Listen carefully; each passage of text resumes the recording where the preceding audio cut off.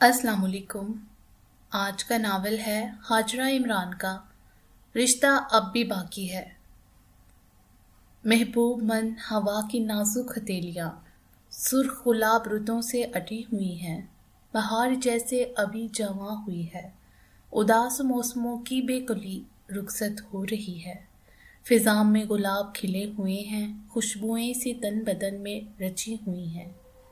फामिया ने डायरी में आज़ाद नज़म लिखी और डायरी बंद करके सीने पर रख ली। कुछ ही देर बाद हाथ में पकड़े बॉल पेन का पिछला सिरा उसके होंठों में दबा था। वो बेड पर कुछ इस अंदाज में आड़ी तिरछी लेटी थी कि उसके घने स्याह बाल बिस्तर से नीचे गिर रहे थे और वो ख्यालों की दुनिया में खो चुकी थी। अरे, मुझे नहीं पता था तुम्हें इतनी सख्त भूख लगी है, वरना तुम्हारे खाने के लिए कुछ साथ ले आती। तुम्हें बाल पेन न खाना पड़ता। समरीना ने बेडरूम का दरवाज़ा अपने मखसूस अंदाज में धार से खुला था। उसे बाल पॉइंट मुंह में रखे और गुमसुम सा लेटे देखकर तंज करना न भूली। फामिया जल्दी से सीधी होकर बैठ गई। उसे पता था कि समरीना का लेक्चर शुरू होने वाला है। माना कि शादी होने वाली है तुम्हारी, वो भी आनन फानन होने वाली। हंगामी मोहब्बत के नतीजे में अगर ऐसी भी क्या खुशी कि तुम बिल्कुल मजनू ही बन जाओ। फामिया का चेहरा शर्म से सुर्ख हो गया। मुझे क्या पता था मंगनी होने के बाद तुम पर इतना निखार आएगा। समरीना ने उसे गहरी नजर से देखते हुए कहा। उफ समरीना, तुम ना खुदा के लिए चुप कर जाओ। बोलने पर आती हो तो बोले चली जाती हो। फामिया ने शर्मा कर रुख ही मोड़ लिया। बीकॉम करते ही रिश्ता तय हो गया था, बल्कि जिस शख्स ने मोहब्बत से उसका रिश्ता भिजवाया उसी से तय भी पा गया। शादी की तारीख रख दी गई और अब कुछ ही दिनों में उसकी रुखसती होना बाकी थी। शावेज उसकी एकेडमी में कोलीग टीचर थे। पिछले 2 साल से वो इस एकेडमी में पढ़ा रहे थे। फामिया का रिजल्ट आने में काफ़ी वक्त था। रिजल्ट के इंतज़ार में फारिग रहने से बेहतर उसने समझा कि एकेडमी ज्वाइन कर ली जाए। 3 माह का अरसा पलक झपकते गुजर गया। अपने रिजल्ट की मिठाई लेकर वो एकेडमी गई तो उन्होंने उसे रोक लिया, ऑफिस में मिलने के लिए कहा और फिर बिलाहिर वो सब कह डाला जो दिल में छुपा रखा था। मैं आपको पसंद करने लगा हूँ। अगर आप इजाज़त दें तो मैं अपनी मम्मी और सिस्टर को रिश्ते के लिए आपके घर भेजना चाहता हूँ। वो हैरान सी उन्हें देखे गई। अगर वो पहले इस तरह की बात कर देते तो शायद उसके लिए एकेडमी जारी रखना मुश्किल हो जाता, मगर अब उनकी खामोश रियाजत उसे उनके बारे में सोचने पर मजबूर कर चुकी थी। उनका ख्याल था कि एक शख्स जो इतना अरसा अपने जज्बों को इस कदर संभाल कर रख सकता है वो यकीनन मजबूत इंसान होगा और ज़िंदगी गुजारने के लिए एक मजबूत शख्स का साथ ही दरकार होता है। वो शायरी करती थी, नर्म कोमल जज्बात की हुर्मत से भी वाकिफ थी। शावेज अपने शानदार एकेडमिक पीरियड के बाद 4 साल हुए अपना प्रोफेशनल पीरियड भी शुरू कर चुके थे। जब फामिया की रजामंदी पर उन्होंने रिश्ता भिजवाया, इसे थोड़ी सी हिचकिचाहट से कबूल कर लिया गया। शादी के मामले में उसके माँ बाप बेटे और बेटी की राय लेना ज़रूरी समझते थे। ढोलकी, मायो, मेहंदी और निकाह सब रसूम हैरो आफियत से सरंजाम पा गईं। रुखसत होकर मिसेस शावेज बनकर वो अपनी अमली ज़िंदगी का आगाज़ कर चुकी थी। शादी के पहले रोज़ शावेज ने उससे कहा, तुम मेरी मोहब्बत की तकमील हो और मैं चाहता हूँ कि तुम्हारी मोहब्बत की तकमील मैं बनूँ। शावेज ने उसका हाथ अपने हाथ में थाम कर कहा। फामिया के मन की शायरा निहाल हो गई। मुझे तुमसे क्या चाहिए? आज के दिन तुम जो चाहो मुझसे मांग लो। मेरी ख्वाहिश है कि तुम्हारी किसी ख्वाहिश की तकमील मैं बन जाऊँ। वो दिल पर हुकूमत करने के फ़न से पूरी तरह वाकिफ थे। मैं चाहती हूँ कि आप मुझ पर एतमाद रखें। आपसे चाहती हूँ कि मेरी इज़्ज़त नफ्स की हिफाजत करें और मेरे लफ्ज़ों की हुर्मत को महफूज करने में मेरी मदद करें और मेरे बताए बगैर मेरे लफ्ज़ों के मतलब तक पहुँच जाएं। वो धीरे से पलके उनके चेहरे पर साकित करके बोली तो वो नज़रें हटाना भूल गए। वो गहरी बातें करती थी, इन्हें इन गहरी बातों के मतलब तलाश करने का चैलेंज दे रही थी। उनकी बीवी की पहली ख्वाहिश थी, वो उस ख्वाहिश से कैसे मुंह मोड़ सकते थे। उसके जुमले आज़बर कर लिए, अब सिर्फ उनके मायने तलाश करने थे। तुम्हें मुझसे शिकायत ना हो, इसकी पूरी कोशिश करूंगा। दिल में तहैया करके उसे भी यकीन दहानी कराई। हम सफ़र पहेली जैसा हो तो उसे बूझने में ज़िंदगी किसी एडवेंचर की तरह गुजरती है। एडवेंचर किसे पसंद नहीं होता, शावेज ने सोचा। फामिया को पता ही न था कि पसंद की शादी उसके लिए एक नाकाबिले माफ़ी जुर्म बन जाएगा। उसे देर उसकी सज़ा भुगतनी होगी। शादी के शुरू दिनों में ही उसे अंदाज़ा हो गया था कि घर के माहौल में उसके लिए कोई ख़ास खुशामदी तासुर नहीं है। उसकी सास उससे खिंची सी रहती है। उसकी इकलौती नंद शाजिया उसकी शादी के काफ़ी दिन बाद अभी भी मायके में विराजमान थी। اس کے بچوں کی گرمیوں کی چھٹیاں تھیں۔ فامیہ لاشعوری طور پر اس کے واپس جانے کی منتظر تھی۔ فامیہ کو اکثر شازیہ کی طنزیہ گفتگو بھی سمجھ میں نہیں آتی تھی۔ وہ مٹھاس میں لپیٹ کر طنزیہ گفتگو کرتی۔ کبھی اکلوتی نند کی مٹھاس بڑی گفتگو سے اس کا حل کڑوا ہو جاتا۔ اس کے سوالوں سے فامیہ عجیب کوفت محسوس کرنے لگتی۔ شادی کے دوسرے ہفتے ہی فامیہ نے کچن کے کاموں کا آغاز کر دیا تھا۔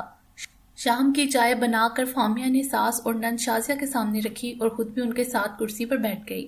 شازیہ نے ٹھنڈی سانس بھری اور چائے کا کپ ہاتھ میں تھام کر مزے سے گویا ہوئی۔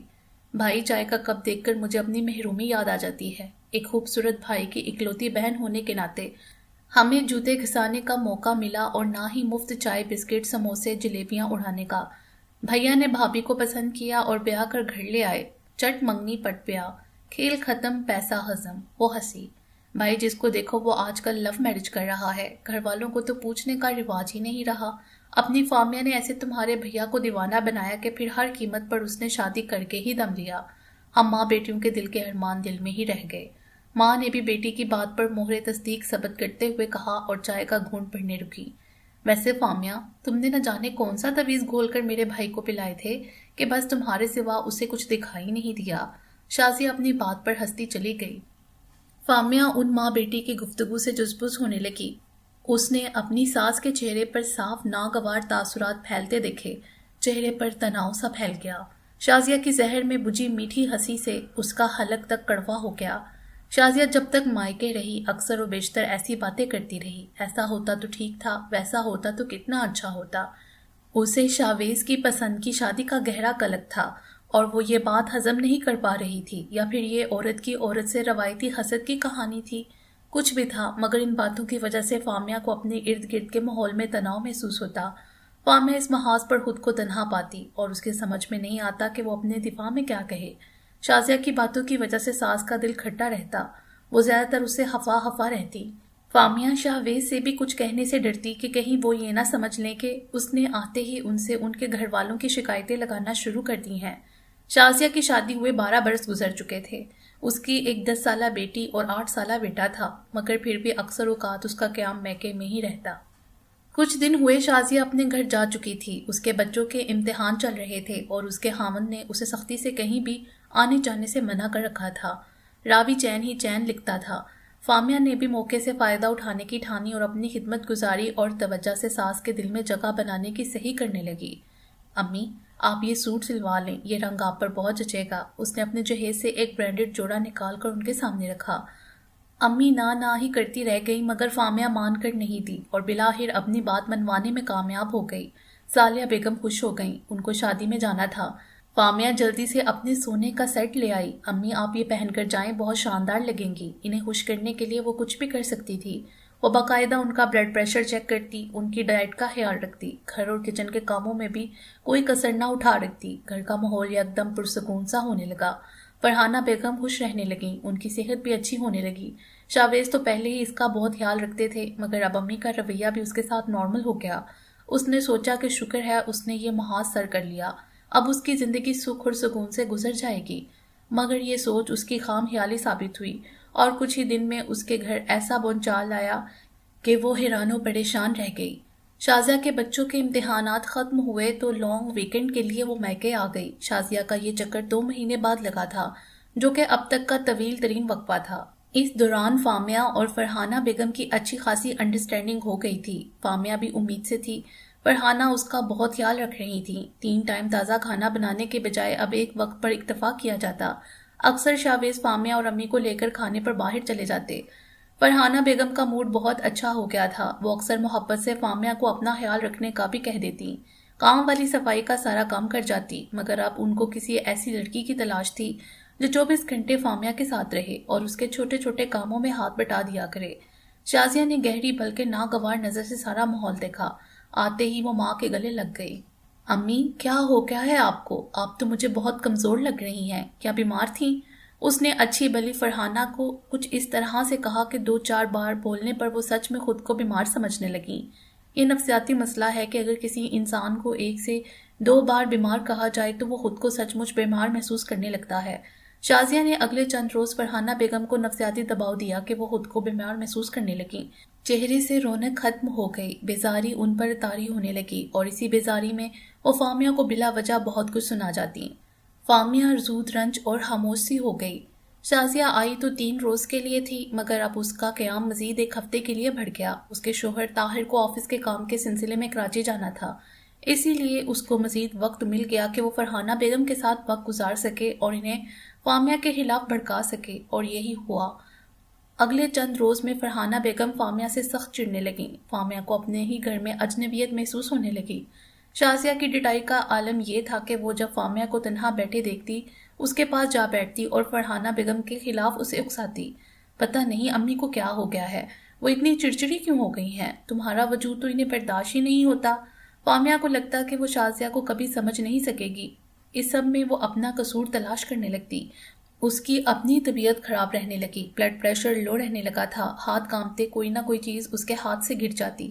شازیہ آرام سے فرحانہ بیگم سے کہتی، جان بوجھ کر یہ ایسا کرتی ہے، اسے اس گھر اور گھر کی چیزوں سے کوئی انسیت نہیں، ورنہ یہ اس طرح چیزوں کو اٹھا اٹھا کر نہ پھینکتی۔ فرحانہ بیگم اس کے سجائے ہوئے راستے پر چل پڑی۔ ایسا لگتا تھا عمر کے ساتھ ان کی اپنی سوچنے سمجھنے کی صلاحیت ختم ہو رہی ہے، یا پھر شاید بہو اور ساس کا رشتہ ہی ایسا ہوتا ہے کہ ذرا سی غلط فہمی اس رشتے کو صدیوں کی دوری پر لا کھڑا کرتی ہے۔ شازیہ واپس چلی گئی، مگر اب ہر ہفتے اس کا چکر میکے لگتا۔ شاویز کافی دنوں سے فامیہ کی گرتی ہوئی طبیعت اور خاموشی محسوس کر رہے تھے۔ وہ گھر پر ہوتے تو اس کا خیال رکھنے کی کوشش کرتے، مگر اسے بھی زن مریدی کے نام سے پکارا جانے لگا۔ شاویز نہیں جانتے تھے کہ فرحانہ بیگم کے اس برے رویے کی کیا وجہ ہے اور فامیہ اور ان کے درمیان تناؤ کی وجہ کیا ہے۔ وہ سارا دن نہ گھر پر ہوتے اور نہ ہی گھریلو سیاست کا کوئی تجربہ تھا۔ وہی ماں اور بہن جو اس کی شادی سے پہلے ان کے آگے پیچھے پھرا کرتی تھیں، ان کے کھانے اور کپڑوں کا خیال دل و جان سے رکھتی تھیں، وہ اب ان سے ذہنی اور دلی طور پر دور ہو رہی تھیں۔ کبھی کبھی شاویز کو لگتا کہ انہوں نے شادی نہیں کوئی جرم کیا ہے، گھر والوں نے اسے یوں خود سے دور کر دیا تھا کہ جیسے وہ کوئی اچھوت ہو۔ ایک اچھا بھلا محبت کرنے اور روزگار کمانے والا شخص اپنے ہی گھر میں اجنبی بن کر رہ گیا۔ مگر اس سب کا نتیجہ یہ ہوا کہ فامیہ اور شاویز دلی طور پر قریب آ گئے، اور جن کے ساتھ ایک عمر گزری وہ دور ہوتے جا رہے تھے۔ نہ جانے ان سب میں شازیہ کو کیا خوشی حاصل ہو رہی تھی۔ فرحانہ بیگم کا سکھ چین غارت ہو چکا تھا۔ انہیں لگتا کہ شاویز کی جب سے شادی ہوئی ہے ان کا بیٹا ان سے دور ہو گیا ہے۔ فامیہ کو لگتا کہ اس تمام فساد کی جڑ شازیہ ہے، اور شازیہ کو لگتا کہ اگر یہ سب لوگ آپس میں گھل مل کر رہیں گے تو اس گھر میں اس کی وقت ختم ہو جائے گی۔ وہ فامیہ کو ہر صورت فرحانہ بیگم سے دور رکھنے کی کوشش کرتی، کبھی ان کے سر میں تیل ڈالتی، کبھی ان کے لیے پرہیزی کھانے بناتی، کبھی انہیں اپنے ساتھ شاپنگ پر لے جاتی۔ جتنے روز وہ چکر نہ لگا سکتی اتنے روز دن رات فرحانہ بیگم کو گھنٹہ پیکج سے کال کرتی۔ اس نے فرحانہ بیگم کی اس قدر ذہن سازی کر دی کہ وہ انہیں خطوط پر سوچتی جن پر شازیہ ان کو سوچنے پر مجبور کر دی۔ وہ ہر ممکن کوشش کرتی کہ فرحانہ بیگم فامیہ سے دور رہیں، اور وہ اپنی کوشش میں پوری طرح کامیاب بھی ہو رہی تھی۔ شازیہ کو آہستہ آہستہ محسوس ہونے لگا کہ صرف وہی اپنی ماں فرحانہ بیگم کا خیال رکھ سکتی ہے، جبکہ فامیہ ان کا ہرگز خیال نہیں رکھتی۔ اس طرح اس نے اپنے ضمیر کو بھی مطمئن کر رکھا تھا کہ وہ اپنی ماں کی خدمت کر رہی ہے۔